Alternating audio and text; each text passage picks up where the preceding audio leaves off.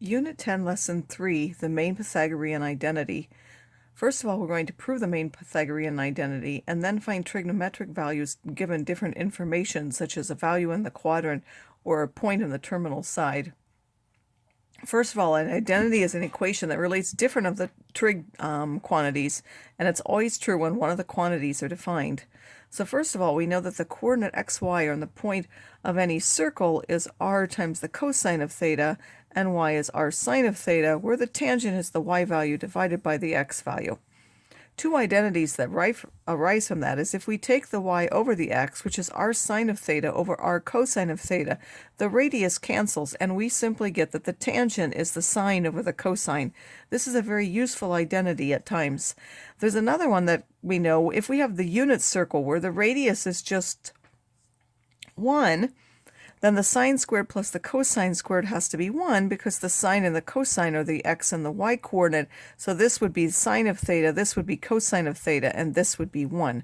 This is true for any set of angles that the sine squared plus the cosine of squared is 1. Again, the proof of that, we can go by the Pythagorean theorem is that x squared plus y squared is r. If we put in r cosine of theta and r sine of theta, this of course gives us an r squared for each term, and if we divide by that r squared, we simply get the cosine of squared plus the sine squared is 1. How can we confirm the Pythagorean identity for a particular angle? Well, again, we need to draw this in the particular quadrant that it's in if it's a known triangle, or we could just use the calculator for the ones that were unknown. So if I find this myself, 3 pi over 4 is somewhere between pi over 2 and pi, and then the reference angle is pi over 4, which is pi minus that, and then I'll end up with 1 the square root of 2 because that's a 45-degree angle. Then again, because it's in quad 2, the x-coordinate is negative. Then when I want the cosine of that is negative 1 over the square root of 2, which again, when I simplify, is negative the square root of 2 over 2. And the sine is 1 over the square root of 2, or the square root of 2 over 2. When I take the sine squared plus the cosine squared, I need to square each of those values that I had. The square root of 2 squared is just 2, 2 squared is 4, and that's true whether it's positive or negative, and 2 fourths plus 2 fourths is just 1. We can rewrite the Pythagorean identity to express one of them in terms of the other, which gives two different values. So for example, the sine squared is 1 minus the cosine squared. When I take the square root, because it's an even root, I really get the absolute value of the sine, or the sine is plus or minus the square root of 1 minus cosine squared. The same will be true for the cosine. So there could be two particular values that we have.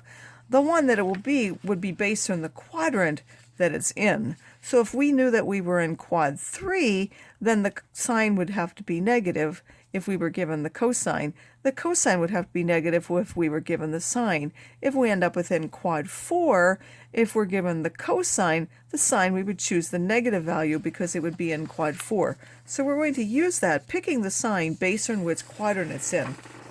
So now there are 3 different examples of the different kinds of information that we could have. In this one, we're told that the sine of theta is 0.76, and we have that the angle is between pi over 2 and pi.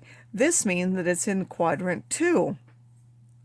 Based on it being in quad 2, we know that the sine is positive because the y-coordinate there is positive, but the cosine is negative. So when we pick for the cosine, and knowing it's minus the square root of 1 minus the cosine squared, we have to choose the minus sign for that because it's in quad 2. That will give us a minus 0.643. The tangent, which is the sine over the cosine, will be this over this, which is about minus 1.191. We might also be given the tangent. So here we were given the sine. It would work the same way if we were given the cosine. In this one, we're given the tangent. This one is a little bit trickier in the sense that we have to use the fact that this tangent is the sine over the cosine, and then find it in the sine, then use our Pythagorean identity and solve that. We will get two different coefficients. There will be a 1 in front of the cosine squared, and then another number which we have to combine together and then divide that by 1. Then we have to take the square root. Again, we have to decide on the sign when we take the square root based on the quadrant it's in. This is in the 4th quadrant.